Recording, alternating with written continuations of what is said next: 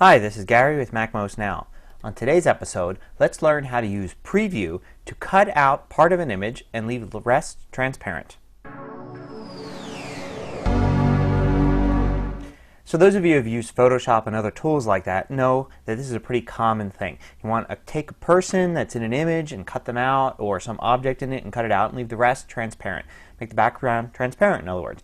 There are a lot of different uses for this. For instance, you can use it to cut yourself out of an image and use that as an icon for one of the social networks like Facebook. There's a lot of other uses. But did you know you could do it with the Preview tool that comes with macOS 10? Preview is full of surprises, and here's how to use it to go ahead and cut out somebody from an image.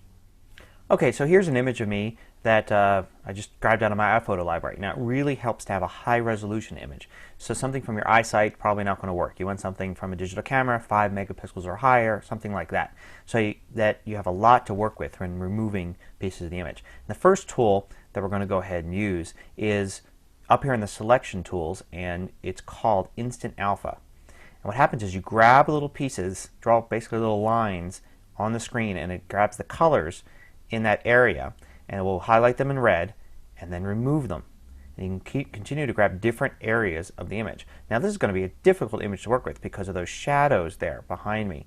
They're going to go into my beard like that, and it's going to be very hard to remove. You can do a pretty good job though and get rid of a lot of it. So a better way to do it might be to actually go ahead and let's start again here. So to use this method, it's called the extract shape method. It's from the same place. It's the one right above it, right there. And then what you do here is you're going to draw around the shape that you want to extract. It's going to draw this red line here. And you can release your mouse and click it again to continue to add to the line. It won't complete the shape until you get all the way around and connect back to the original piece. So you want to kind of outline what's there as best you can. You can zoom in definitely in the preview window there and get a little bit more accuracy. But you're going to have a chance here in a second to go ahead and make it even more accurate when you're done drawing the initial shape. So here I just draw straight across, connect it, and there we go. Now I get all these little dots, and I can actually manipulate these dots, move them around to kind of hone in the exact image I want. And again, I can zoom in or just leave it at this zoom right here. And then hit return, and it will cut out everything except what's there.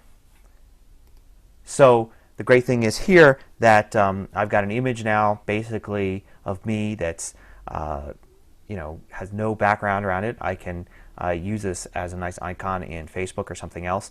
You can see it's a little rough around the edges, like around my ears, but that's where the high resolution comes in, because I'm not going to use it at this kind of resolution. I'm going to go ahead and save out a preview in a different resolution. So I mean, this thing might be a couple megapixels still in size.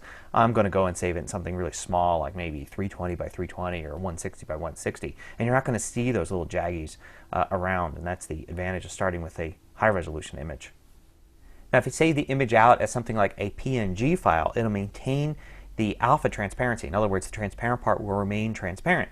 So you can go ahead and use it in something like Pages, for instance, and drop a graphic in there. So say that you have a picture of the product that your company makes, and it's got all sorts of stuff in the background. You can cut that product out, make a nice transparent version of that, and you could put that image into your presentation using Pages. You can use Keynote, all sorts of things, and create a nice image for that. The key is a PNG that's 32-bit instead of saving it as something like a JPEG that you might use on the internet.